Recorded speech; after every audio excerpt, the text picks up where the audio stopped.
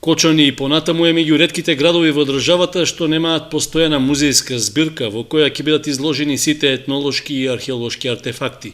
Ако се изземе скромната поставка во средновековната кула и отворањето на етно куќата, што треба да биде известна замена, тогаш прашањето за постоење на ваква институција и понатаму останува отворено. Археолошките истражувања на локалитетот Свети Атанасий кај Спанчево и големиот број откриени артефакти од праисторискиот период е еден од аргументите дека на Кочани му е потребна класична музејска поставка.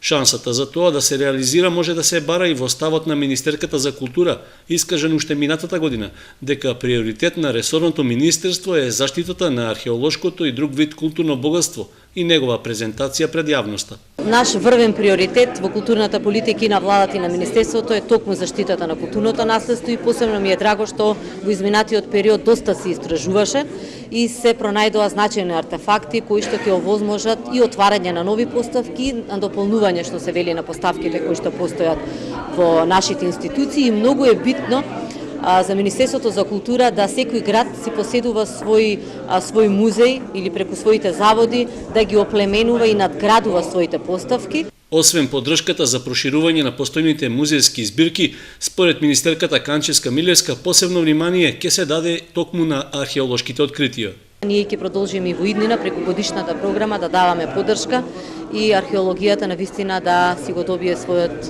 и автентичен сјај и сето оно што ќе биде пронајдено да биде ставено во витрините на музејските поставки на институциите. Од Министерството за култура потсетуваат дека врз основа на доставените програми од институциите се изготвува и годишната програма за работа за наредната година. Колкав дел од колчот ќе добие Кочани зависи од тоа колку квалитетни програми ќе пријават кочанските културни институции.